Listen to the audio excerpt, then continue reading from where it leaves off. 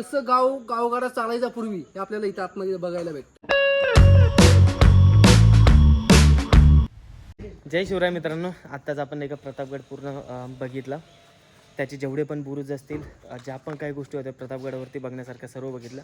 आणि थोडंसंच आपण खाली आलो ना, तर इथं आपल्याला लागतं ते म्हणजे नाही का शिवकालीन जे गाव कसं होतं, समजा खेडेगाव त्याचंवालं इथं मस्तपैकी नाही का आतमध्ये जी प्रतिकृती आहे ती दाखवण्याचा इथं प्रयत्न केला आहे. तर नाही का इथं आपण आलो आहे. आता सगळ्या गोष्टी तुम्हाला सांगतो थोडक्यामध्ये. हे बघा तिकीट वगैरे घेतलं आहे, 100 रुपयाचं तिकीट आहे. आता यात एक चांगली गोष्ट अशी आहे ना की त्या 100 रुपयाच्या तिकीटामध्ये नाही का आपल्याला गाईड पण आपल्यासोबत भेटणार, सगळी माहिती वगैरे पण देणार. आणि आतमध्ये नाही का काही पोशाखामध्ये फोटो वगैरे पण काढायचा असला तर तो पण काढता येणार. तर चला आता मग आपण नाही का आतमध्ये जाऊया. थोडक्यात सांगायचं म्हटलं तर हे इथं एंट्रन्स आहे, गेट आहे. आणि हे आहे मेन दरवाजा. तिकीट घर वगैरे सर्व तिथंच आहे. आणि इथून आपल्याला ना आत जायचं आहे. चला तुम्ही का. आणि आपल्याला आता गाईड म्हणून एक माहिती देणार हेच बघूया. त्याचं धान्य काढण्यासाठी पूर्वी लोक काय करायचे, बैलाच्या पायाने धान्य काढलं जायचे. त्याच्यामध्ये आपण भाजणी करतो, बरोबर आहे का, हाताने करतो. पण पूर्वीची लोक काय करायचे, बैलाच्या पायाने आपल्या पिकाची मळणी केली जायची आणि त्याच्यातून धान्य निघायचे. त्यामुळे याला बोलतात मळणीचं खळ. ते गवत साईडला होईल, त्याच गवताची गंजी बांधायची, 4 माऊचं मास करायचं आणि त्याच्यावर सरी जायची. त्याला बोलता उडवी. म्हणजे पावसाळ्यामध्ये गाय गुरांसाठी खाण्यासाठी वापर करायचा. मस्तच बनवलंय हा. हे कधीपासून आहे हो? हे 10 वर्षात 10 वर्ष झाले का? म्हणजे आपल्या घरामध्ये असते ना जाते पाटे वरवंटे, राजा लागणारे तोफांचे गोळे, ह्या अशा वस्तू तयार करायच्या. त्या साईडला समोरच्या बाजूला सुतार. म्हणजे काय करायचे, आपल्या लाकडापासून ज्या काही वस्तू तयार होतील, जी काय आता लागणारी शेतीची अवजार, बैलगाडीची चाकं, घरात लागणार दार खिडक्या, किंवा आपल्या राजांना अशी एक उत्तमरित्या जी मदत होईल ती केली जायची यांच्यापासून. ती म्हणजे कोणती, आपण आता जे काय पाण्यामध्ये गडकिल्ले बघतो किंवा जाण्यासाठी मावळ्यांना, तर लाकडाची बोट किंवा जहाज असेल हे तयार करायचं सुतार. ठीक आहे. तिथे वर गेला संपूर्ण आपला प्रतापगडचा व्ह्यू आणि जावळीचं खोरं वरच्या बाजूने पाहिलं. जावळीच खोरं ह्या साईडचं समोरचं संपूर्ण गंधावर जेवढे नजर जाईल तेवढं सगळं. ठीक आहे. व्हिडिओ काढा जावा. ठीक आहे.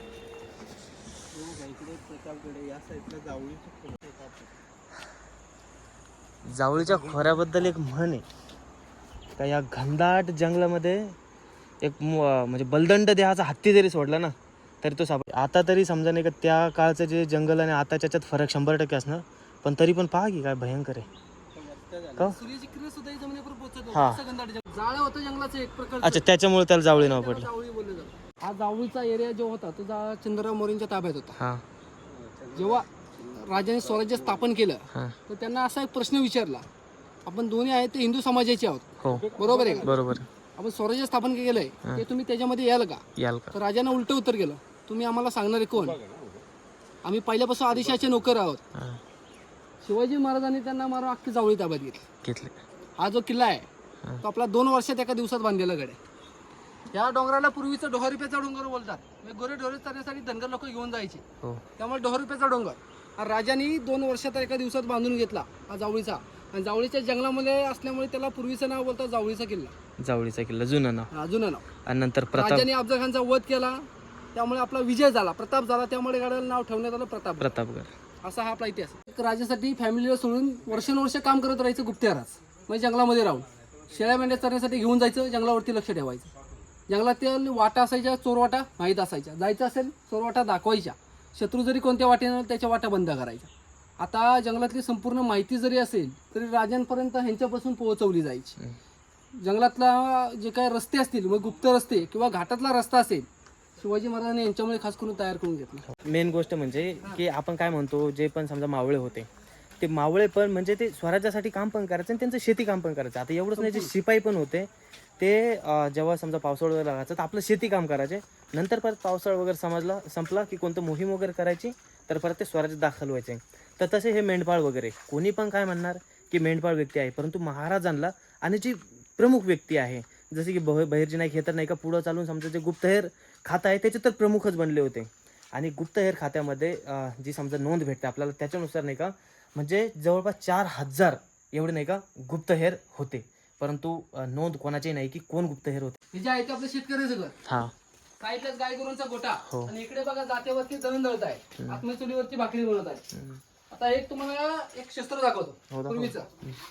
आता गवताची गंजी उचलायची असेल तर पूर्वी लोक एकटा माणूस उचल होता, ह्याला बोलतात बैला. मी काय करायचे, गवताची गंजी आता वरती बघितली तुम्ही ठेवली असेल, हो खाली ठेवली असेल, माणूस पूर्वीच्या कोणाची मदत सुद्धा नाही लागायची. अच्छा. उचलायची मागून खोचायची, उचलायची डायरेक्ट खांदे बघायची. हे क्षेत्र याला बोलतात बैला. आणि हे जून नांगर वगैरे आहे ना, नागजू नांगर ती बाकी बाहेरच्या बाजूला कणग्या, हे उखळ वगैरे. कणग्या कोणत्या? हे बघा अच्छा. पूर्वीचा रेनकोट म्हणजे इरला हा. आतमध्ये चुलीवरती भाकरी बनवत आहे. हो तिथं जाळ पण चालू आहे. आपलं विठ्ठल रुक्माईचं मंदिर आहे. आपण गावात गेलो पाहायला विठ्ठल, समोरच्या बाजूला आहे ते वासुदेव. हा. ज्यांचं काम काय असायचं, सकाळी पहाटे 5 वाजता यायचं, भजन कीर्तन म्हणायचं, घरोदारी जाऊन धान्य गोळा करायचं. गावाची माहिती जरी असेल तर राजेपर्यंत याच्यापासून पोहोचवली जायची. असं काम करायचे वासुदेव. हो. आणि कित्येक वेळा हेच बहिर्जी नायकांनी नाही का वासुदेवाच्या रूपामध्ये वेशभूषा बदलायची माहिती बाहेरची नाही. हो. आता इकडे या बाजूला इकडे चांबार आहेत, म्हणजे चांबड्याची आपली जुनारी म्हणजे मेल्यावर जाऊन चांबडं काढून सुकून तर पहिले लोकं ते आपले कापचा कट्टा जे फुगे, जे त्याला बोलतात पार किंवा चावडी. अशा वस्तू लोक हे बनवतात. दुपारच्या टायमाला जेवण करून आराम करण्यासाठी लोक बसायचे. गावची 4 माणसं गोळा करायची, सभा मिटिंग भरवायची, कामातून वेळ भेटला गप्पा गोष्टी रंगला जायच्या. हे ब्लॅकस्मिथ लोहार म्हणजे काम काय करायचे, जे हत्यार असतील मेटलच्या वस्तू, हत्यार शस्त्र हे तयार करायचं. आणि ते कसं तयार केलं जायचं, तो मागच्या बाजूला भाता आहे, 350 वर्षापूर्वीचा आहे. आता सगळ्या ह्याच्यामध्ये हवा मारण्यासाठी पंखा वापरतात. त्या भात्याला पंख पूर्वीचा एक्झाम्पल मशीन म्हणलं तर भाता आहे. भाता पंपिंग केला तर पुढे हवा फेकली जाते, जिथे पुढे मेटल गरम केलं जातं, आयरन ठेवून घाव घातला जातो, पाहिजे आकार देऊ शकतो आपण. तर पूर्वीच्या लोकांना संपूर्ण फॅमिली काम करायची. लोहार काम हा पूर्वीपासून चाललेला व्यवसाय, याला पिढीगत व्यवसाय म्हणून ओळखला. सगळ्यांच्या घरामध्ये आता नळ असतात पाणी भरण्यासाठी. हे पानाडी असायची, घरून पाणी घ्यायचं, घरोदारी जाऊन पोचवायचं. अच्छा. त्यांच्यासोबत रेड्या सुद्धा असायचा, त्या पाठीवर टाकलेली 1 साइड बॅग, त्याला बोलतो आपण पकाल. पकाल म्हणजे पकाली वाहतुकीसाठी रेड्याचा यूज करायचा. तुम्ही बघितले असेल तर पकाल बोलतात. हत्तीच्या सोंड्यासारखे चमड्याची असते. नाही राव, मी नाही बघितले. आपला एक असं आहे, आता गावात समारंभ असेल, उत्सव असेल, यांना बोलवलं जातं. मग लग्न समारंभ जरी असला तर यांचं मेन म्हणजे काम काय असं, बांगड्या भरण्यासाठी यांना बोलवलं जायचं. हे काय करायचं, बांगड्या भरून झालं तर एक वेळचं धान्य घ्यायचं, असं करायची. हे पोटामध्ये काम करायचं कासार, त्यांना बोलतात कासार. या साईडला ते बुरुड सुपडी. म्हणजे इरलं हा पूर्वीचा रेनकोट, माशाचं टोकरं, टोपल्या, सुप, कणगी, डालगं, अशा हा बांबूपासून विणकाम करून अशा या वस्तू तयार केल्या जातात. असं काम यांना बोलतात बुरुड. आणि इकडे या, हे बघा मस्तपैकी पाणी वगैरे असं घ्यायचे त्या काळामधले, तर ते हे आड, आपण आता त्याला विहीर वगैरे म्हणतो, खूप काही गोष्टी म्हणतो. त्या साईडला ते चांबार, म्हणजे पूर्वीच्या चपला कशा तयार केल्या जायच्या, चांबड्यापासून. म्हणजे मावळ्यातून जे काय चपला लागायच्या हे चांबार तयार करून द्यायचे. म्हणजे चांबड्याची चपला, घोड्यावरती बसण्यासाठी खोगीर असेल, पकाल, मोठ, भाता, या अशा वस्तू तयार करून द्यायच्या. आणि आपल्या राजांना सर्वात पहिली जी ढाल तयार करून दिली ती पकडायला हलकी, दगडापेक्षा कणक, आणि युद्धामध्ये आपण ते कशी गुंगवू शकतो. आणि मावळ्यांना चढताना एकदम हलक्यात हलकी असते, ती म्हणजे कासवाच्या कवचापासून. आपलं गाव जे पूर्वीचं होतं, तर गावातले माणसं घेऊन राजाने स्वराज्य स्थापन केलं. स्वराज्य स्थापन केलं. मग 12 बलुतेदारांचं गाव कसं होतं पूर्वी, हे सगळी लोक एका जंगलामध्ये राहायची. तेव्हा लाईट नसायची का काय नसायची. तसं गावगाडा चालायचा पूर्वी, हे आपल्याला इथं आतमध्ये बघायला भेटतं. तो पूर्वीचा जुना खेळ हा विट्टी दांडू. तिकडे बघतो ते आपण शिकुडी शिकता आहे. आता थंडी जर लागत असेल तर आपण जॅकेट वर घालतो. पूर्वीच्या लोकांना जॅकेट वगैरे काही नव्हतं, तर पूर्वी लोक काय करायचे, शिकुडी शेकायला बसायचे, तेव्हा त्यांना थंडी लागायची नाही. आपला हा कुंभार आहे, म्हणजे मातीपासून जी काय भांडी तयार होतील ना, मोठमोठी घडे, रांजणे, मातीच्या चुली, नळी जिकवला, त्या अशा वस्तू तयार करून द्यायचं यांचं काम असायचं. म्हणजे कुंभार. आता गावचा मेन माणूस, आता गावचा कारभार कोण सांभाळतो, सरपंच असतो. तेव्हा असायचा पाटील. पाटील असायची. पाटलांचा हा वाडा आहे. त्या पाटलाच्या वाड्याला दुसरं नाव सुद्धा आहे, त्याला बोलतात चौसुपे वाडा. 4 चौक, मध्ये तुळशीचं वृंदावन, मध्ये अंगण असतं, मधून ओपन बाजू, मधून जरी पाऊस जरी आला तरी साईडून घर असतं, त्यामुळे त्याला बोलतात चौसुपे वाडा. आता जे काय पाटांचं किचन वर असेल ते संपूर्ण तांबा पितळेचं असायचं बघा. ते आता सुद्धा तुम्हाला जुनी भांडी हे पाहायला भेटतील बघा. असा हा होता तो आपला पाटलांचा वाडा. तो आता आतमध्ये जाऊन आपण बघूया. चला, फोटो व्हिडिओ वगैरे काढा. माहिती सांगितली दादानं एकदम मस्तपैकी माहिती दिली आहे. ठीक आहे, तर आपल्यासाठी तर म्हणजे एवढं विशेष नाही, कारण आपण राहणारेच गावातले थोडक्यात म्हणजे. पण जे व्यक्ती समजा नाही का सिटीमध्ये राहणारे, लहानपणापासून मोठे झाले, तर त्यांच्यासाठी चांगली गोष्ट आहे. या आतमधनं पाटलाचा वाडा पाहू.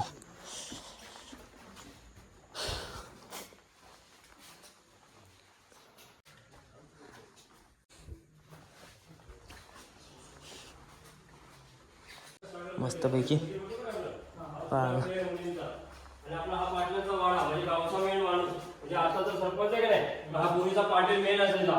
पहिला काय म्हणायचे तर सावकार म्हणायचे. त्यांच्या वाड्याला एक नाव आहे चौसुपी असं वाडा म्हणलं जातं. म्हणजे मध्ये एक अंगण आणि एक तुळशीचा वृंदावन. म्हणजे त्यांचं राहणीमान कसं होतं तर तांब्याने पितळीचे भांडी पहिले म्हणजे पहिले कसं स्टील नसायचं का नाही असं तांब्याने पितळीच्या भांड्यामध्ये त्यांचं जेवण वगैरे बनलं जायचं. आता समोर जे बसले ते पाटील आणि पाटील बाई पान सुपारी घेत आहेत. म्हणजे दुपारी जेवण वगैरे झालं का नाही असं पान असे बसून पान सुपारी खायला बसायचे. इथे जाऊ आतमध्ये जुने भांडी सगळे आपले.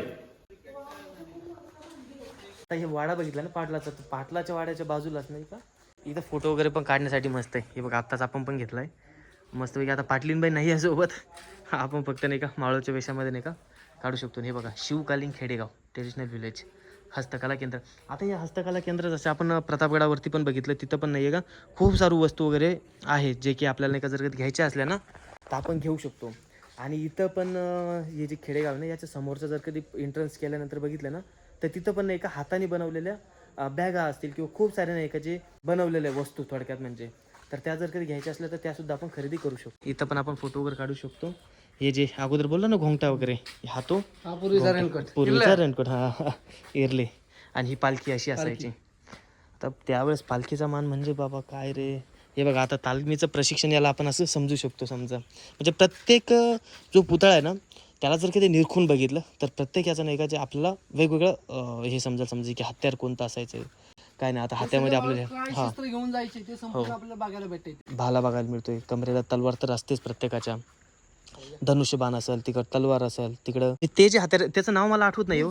बुर्ज ते कशासाठी माहिती आहे हा गुर्ज ना तोडण्यासाठी वापर हा चिलखत तोडण्यासाठी. एका याच्यामध्ये चिलखत तुटणार दुसऱ्या याच्यामध्ये छातड तुटणार असं त्याचं खास म्हणजे उपयोग. बुर्ज हा लक्षात राहत नाही. लक्षात राहत नाही हो ते. हा ते बऱ्याच वेळेस मी पण केलं पण ते लक्षात राहत नाही माझ्यावाल्या. आणि हो कमेंट सेक्शनमध्ये सांगा दादांना माहिती वगैरे कसं काय दिली माहिती आवडली का नाही म्हणून. ठीक आहे. आणि तुम्हाला थोडक्यात सांगतो जे पहिल्यांदा हा व्हिडिओ बघताय ना त्यांच्यासाठी खास करून की ही आपली सिरीज चालू आहे ज्यामध्ये आपण नाही का महाराष्ट्रातले जे 11 महाराजांचे गडकिल्ले आहे ज्यांना नाही का युनेस्कोच्या यादीमध्ये सामील केलं आहे त्यांना आपण एक्सप्लोअर करतो. आणि आज आपला दिवस आहे तो म्हणजे 6वा आणि दिवस होता आज तो प्रतापगडाचा. प्रतापगड आपला झाला आहे. उद्या जातो आपण ते म्हणजे नाही का सुवर्णदुर्गाकडे. सुवर्णदुर्ग विजयदुर्ग सिंधुदुर्ग आणि पन्हाळा आणि मग शेवट येणार तो म्हणजे किल्ले राजगड.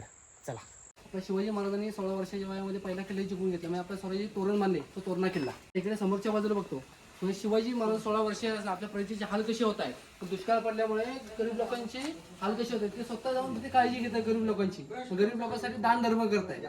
आणि हा जो बघतो तो आपला राज्याभिषेक आहे जो 6 जून 1674 झाला. हा राज्याभिषेक जो केला होता तो काशीचे गागा भट्ट यांनी केला होता. तो कसा झाला तो असा दरबार होता पूर्वी.